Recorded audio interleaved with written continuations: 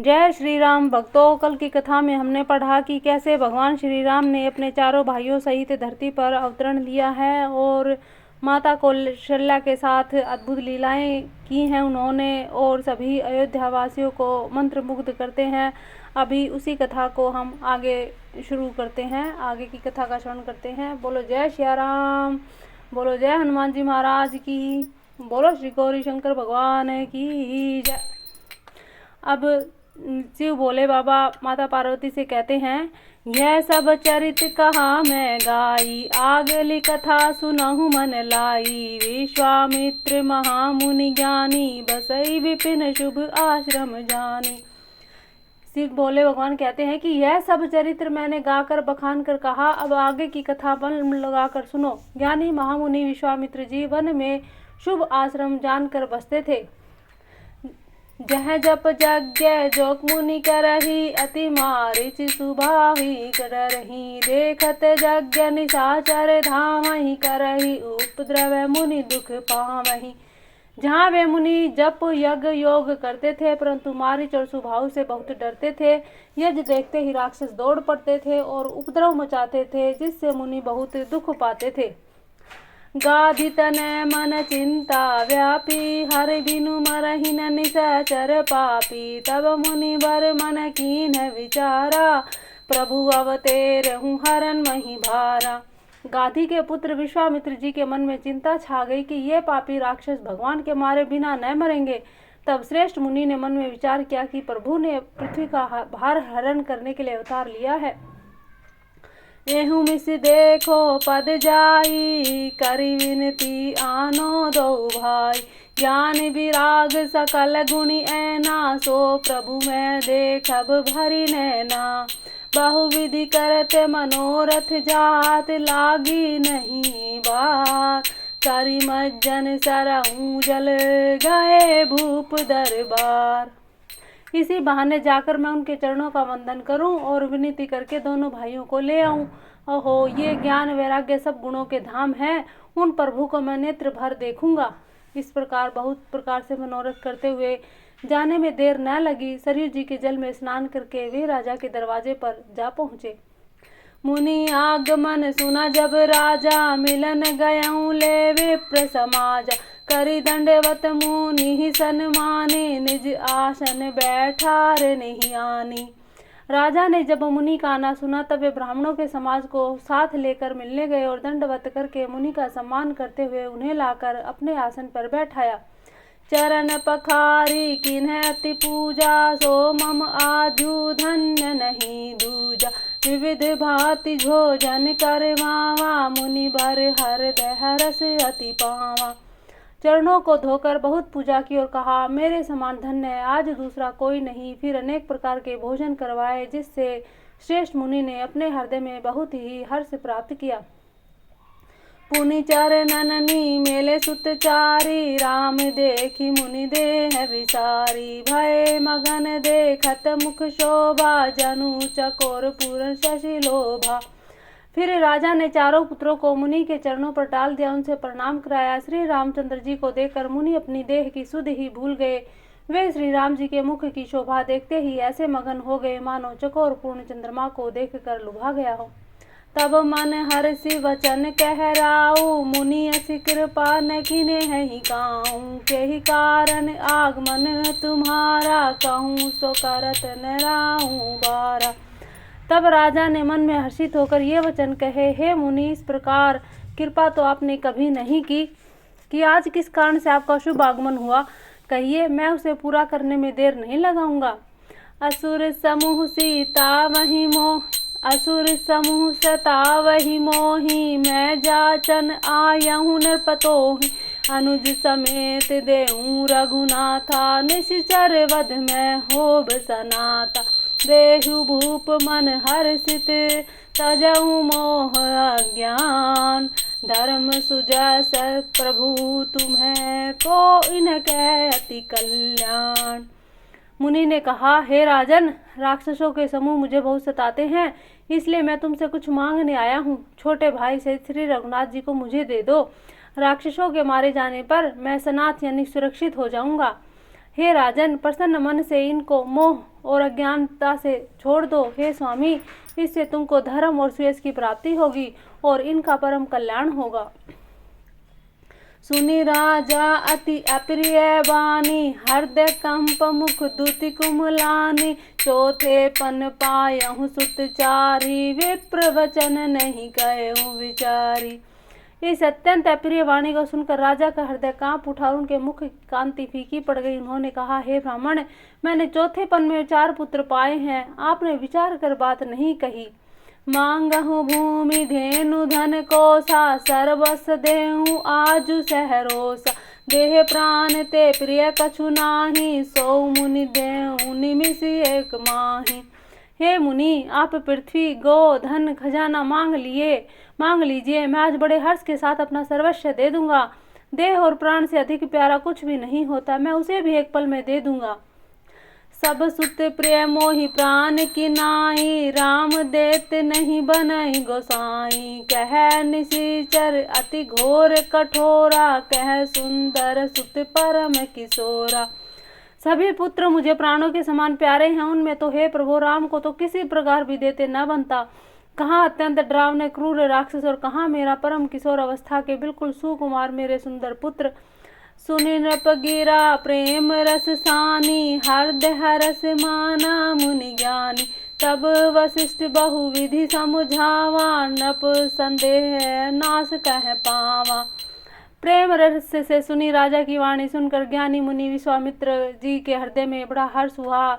तब वशिष्ठ जी ने राजा को बहुत प्रकार से समझाया, जिससे राजा का संदेह नाश को प्राप्त हुआ, अर्थात राजा ने संदेह का त्याग किया। अति आदर दो तने बोलाए, हृदय लाई बहु भांति सिखाए। मेरे प्राण नाथ सूत दो, तुम्हें मुनि पिता आन नहीं को। सौंपे भूप ऋषि सुत, बहुविधि दे आशीष। जननी भवन गए प्रभु, चले नाई पद शीस। पुरुष ही दो वीर हर्षि, चले मुनि भय हरन। कृपा सिंधु मत धीर, अखिल विश्व कारण करन। राजा ने बड़े ही आदर से दोनों पुत्रों को बुलाया और हृदय से लगाकर बहुत प्रकार से उन्हें शिक्षा दी। फिर कहा, हे नाथ, ये दोनों पुत्र मेरे प्राण से प्यारे हैं। हे मुनि, अब आप ही इनके पिता हैं, दूसरा कोई नहीं। राजा ने बहुत प्रकार से आशीर्वाद देकर पुत्रों को ऋषि के हवाले किया। फिर प्रभु माता के महल में गए और उनके चरणों में शीश नवा कर चले। पुरुषों में सिंह रूप दोनों भाई राम और लक्ष्मण मुनि का भय हरने के लिए प्रसन्न होकर चले। वे कृपा के समुद्र, धीर बुद्धि, संपूर्ण विश्व के कारण के भी कारण है। अरुण नैन उर बाहु विलासा, अरुण नैन उर बाहु विशाला। नील जलज तनु श्याम तमाला, कटिपट पीत कसे बर भाथा। रुचिर चाप सायक दुहा था। भगवान के लाल नेत्र हैं, चौड़ी छाती हैं, विशाल भुजाएं हैं, नील कमर और तमाल के वृक्षों की तरह श्याम शरीर है। कमर में पीताम्बर पहने और सुंदर तरकस कसे हुए हैं। दोनों हाथों में क्रमशः सुंदर धनुष और बाण है। श्याम गौर सुंदर दो भाई, विश्वामित्र महानिधि पाय। प्रभु ब्रह्मण्य देव में जाना, मोहिनीति पिता तजेऊ भगवाना। श्याम और गौर वर्ण के दोनों भाई परम सुंदर हैं। विश्वामित्र जी को महान निधि प्राप्त हो गई। वे सोचने लगे, मैं जान गया है प्रभु ब्रह्मण्य देव यानी ब्राह्मणों के भक्त हैं। मेरे लिए भगवान ने अपने पिता को भी छोड़ दिया। चले जात मुनि दीनी दिखाई, सुनी ताड़का क्रोध करि धाई। एक ही बाण प्राण हरि लीना, दीन जानिते ही निज पद दीना। मार्ग में चलते हुए मुनि ने ताड़का को दिखलाया। शब्द सुनते ही वे क्रोध करके दौड़ी। श्री राम जी ने एक ही बाण से उसके प्राण हर लिए और दीन जानकर उसको निज पद अपना दिव्य स्वरूप दिया। तब ऋषि निज नाथ जी चिन्ही, विद्या निधि कहूँ विद्याधीन। जाते लागन क्षुधा पिपासा, अतुलित बल तनु तेज प्रकाशा। तब ऋषि विश्वामित्र ने प्रभु को अपने मन में विद्या का भंडार समझते हुए भी लीला को पूर्ण करने के लिए ऐसी विद्या दी जिससे भूख प्यास ना लगे और शरीर से अतुलित बल और तेज का प्रकाश हो। आयुध सर्व समर्पी के प्रभु निज आश्रम आनी। कंद मूल भोजन फल दीन भक्ति हित जानी। सब अस्त्र शस्त्र समर्पण करके मुनि प्रभु श्री राम जी को अपने आश्रम ले आए। उन्हें परम हितु जानकर भक्ति पूर्वक कंद मूल और फल का भोजन कराया। प्रात कहा मुनि सन रघुराई, निर्भय यज्ञ करहूँ तुम जाई। होम करन लागे मुनि झारी, आपु रहे मख की रखवारी। सवेरे श्री रघुनाथ जी से मुनि ने कहा, आप जाकर निडर होकर यज्ञ कीजिए। यह सुनकर सभी मुनि हवन करने लगे। आप श्री राम जी यज्ञ की रखवाली पर रहे। सुनि मारीच निशाचर क्रोही, ले सहाय धावा मुनि द्रोही। बिनु फरमान राम तेहि मारा, सत जो जन गा सागर पारा। यह समाचार सुनकर मुनियों का शत्रु क्रोधी राक्षस मारीच अपने सहायकों को लेकर दौड़ा। श्री राम जी ने बिना फल वाला बाण उसको मारा, जिससे वह 100 योजन विस्तार वाले समुद्र के पार जा गिरा। पावक सर सुभाव पुनि मारा, अनुज निशाचर कट कुसंहारा। मारी असुर द्विज निर्भयकारी, स्तुति करहि देव मुनि झारी। फिर सुबाहु को अग्नि बाण मारा। इधर छोटे भाई लक्ष्मण जी ने राक्षसों की सेना का संहार कर डाला। इस प्रकार श्री राम जी ने राक्षसों को मारकर ब्राह्मणों को निर्भय कर दिया। तब सारे देवता और मुनि स्तुति करने लगे। कह पुनि कछुक दिवस रघुराया, रहे कीनि विप्रन पर दाया। भक्ति हेतु बहु कथा पुराना, कहे विप्र यद्यपि प्रभु जाना। श्री रघुनाथ जी वहाँ कुछ दिन और रहकर ब्राह्मणों पर दया की भक्ति के कारण ब्राह्मणों ने उन्हें पुराणों की बहुत सी कथाएं कहें, यद्यपि प्रभु सब जानते थे। तब मुनि सादर कहाँ बुझाई, चरित एक प्रभु देखिए जाई। धनुष यज्ञ सुनि रघुकुल नाथा, हर्षि चले मुनि बर के साथा। तदंतर मुनि ने आदर पूर्वक समझाकर कहा, हे प्रभु चल कर एक चरित्र देखिए। रघुकुल के स्वामी श्री रामचंद्र जी धनुष यज्ञ की बात सुनकर मुनि श्रेष्ठ विश्वामित्र जी के साथ प्रसन्न होकर चले। आश्रम एक दीख मग माही, खग मृग जीव जंतु तह नाही। पूछा मुनि ही शिला प्रभु देखी, सगल कथा मुनि कहा विशेषी। मार्ग में एक आश्रम दिखाई पड़ा, जहाँ पशु पक्षी कोई भी जीव जंतु नहीं था। पत्थर की एक शिला को देखकर प्रभु ने पूछा। तब मुनि ने विस्तार पूर्वक सब कथा कही। गौतम नारी श्राप बस, उपल देह दरिदीर। चरण कमल रज चाहती, कृपा करहु रघुवीर। गौतम मुनि की स्त्री अहिल्या शापवश पत्थर की देह धारण किए बड़े धीरज से आपके चरण कमलों की धूलि चाहती है। हे रघुवीर, इन पर कृपा कीजिए। पर सत्य पद पावन, शोक न सामन प्रगट भई। तप पुंज सही, देखत रघुनायक जन सुखदायक। सन्मुख होई कर जोरी रही, अति प्रेम अधीरा पुलक शरीरा। मुख नहीं आवहि वचन कही, अतिशय बड़े भागी। चरण नहीं लागी जुगल, नैन जल धार भई। श्री राम जी के पवित्र और शोक को नाश करने वाले चरणों का स्पर्श पाते ही सचमुच वह तमोमूर्ति अहिल्या प्रकट हो गई। भक्तों को सुख देने वाले श्री रघुनाथ जी को देखकर वह हाथ जोड़कर सामने खड़ी रह गई। अत्यंत प्रेम के कारण वह अधीर हो गई। उसका शरीर पुलकित हो उठा। मुख से वचन कहने में न आते थे। वह अत्यंत बड़भागिनी अहिल्या प्रभु के चरणों से लिपट गई और उसके दोनों नेत्रों से जल प्रेम और आनंद के आंसुओं की धारा बहने लगी। धरजू मन कीन्ह प्रभु, कहूँ चिन्हा रघुपति। कृपा भक्ति पाई, अति निर्बल बानी। स्तुति ठान ज्ञान गम्य, जय रघुराय। मैं नारी अपावन, प्रभु जग पावन। रावण रिपुजन सुखदाई, राजीव विलोचन। भव भय मोचन, पाहि पाहि शर नहीं आई। मुनि श्राप जो दीना, अति भल कीना। परम अनुग्रह मैं माना, देख्यूं भरि लोचन। हरि भव मोचन, यही लाभ शंकर जाना। विनती प्रभु मोरी, मैं मति भोरी। नाथ न मांगऊं बरियाना, पद कमल पराग रस अनुरागा। मम मन मधुप करे पाना। जहि विधि सुर सरिता, परम पुनीता। प्रगट भई शिव शीश धरी, सोई पद पंकज। जेहि पूजत अज मम शीर धरेहु कृपाल हरि। एहि भांति सिधारी गौतम नारी, बार बार हरि चरण परी। जो अति मन भावा सो बरु पावा, गए पति लोक आनंद भरी। अस प्रभु दीन बंधु हरि कारज रहित दयाल, तुलसीदास सठ ते ही भजूं, छाड़ी कपट जंजाल। फिर उसने यानी कि अहिल्या जी ने मन में धीरज धरकर प्रभु को पहचाना और श्री रघुनाथ जी की कृपा से भक्ति प्राप्त की। तब अत्यंत निर्मल वाणी से उसने इस प्रकार स्तुति प्रारंभ की कि हे ज्ञान से जानने योग्य श्री रघुनाथ जी, आपकी जय हो। मैं सहज या पवित्र स्त्री हूँ। हे प्रभु, आप जगत को पवित्र करने वाले हैं, भक्तों को सुख देने वाले हैं, रावण के शत्रु हैं।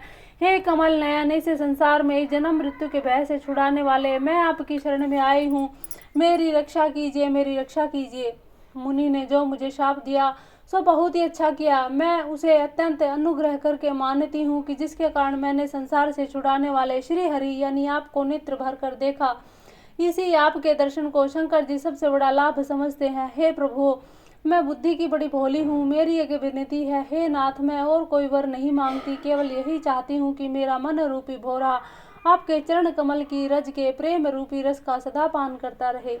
जिन चरणों से परम पवित्र देव नदी गंगा जी प्रकट हुई, उन्हें शिव जी ने सिर पर धारण किया, और जिन चरण कमलों को ब्रह्मा जी पूजते हैं, कृपालु हरि आपने उन्हीं को मेरे सिर पर रखा।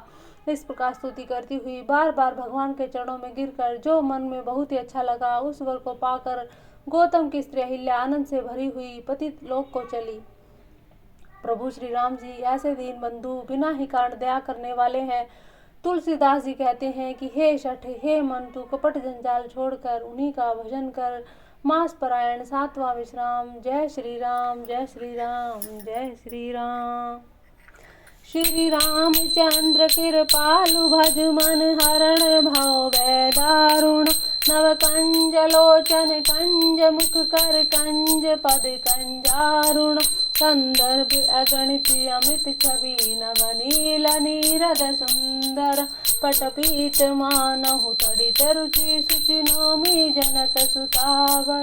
भजु दीन बंधु दिनेश दानव दैत्य वंश निकंदन। रघुनंद आनंद कंद कौशल चंद दशरथ नंदनम। सिर मुकुट कुंडल तिलक चारु उदारु अंग विभूषणम। भजु दीन बंधु दिनेश दानव दैत्य वंश निकंदन। रघुनंद आनंद कंद कौशल चंद दशरथ नंदन। अजानुज सर चाप धर संग्राम जित खर दूषण। इति वदति तुलसीदास शंकर शेष मुनि मनरंजन। मम हृदय कंज निवास करूं कामादि खल दल गंजन। मनु जाहि राचेहु मिलहि सोबरु सहज सुंदर सावरो। करुणा निधान सुजान शील स्नेह जानत रावरो। एहि भांति गौरी असीस सुनो सियहि हरषि। तुलसी भवनि पूजी पूजी मुदित मन मंदिर चली। जानु गौरी अनुकूल सियहि हर्षु न जाय कही। मंजुल मंगल मूल भामंग प्रकन लगे। सियावर राम जय जय राम, करो कल्याण जय श्री राम। परम पिता परमेश्वर के चरणों में प्रणाम, कोटि कोटि प्रणाम, हार्दिक प्रणाम। आदि शक्ति माता के चरणों में प्रणाम, कोटि कोटि प्रणाम, हार्दिक प्रणाम। जय श्री राम।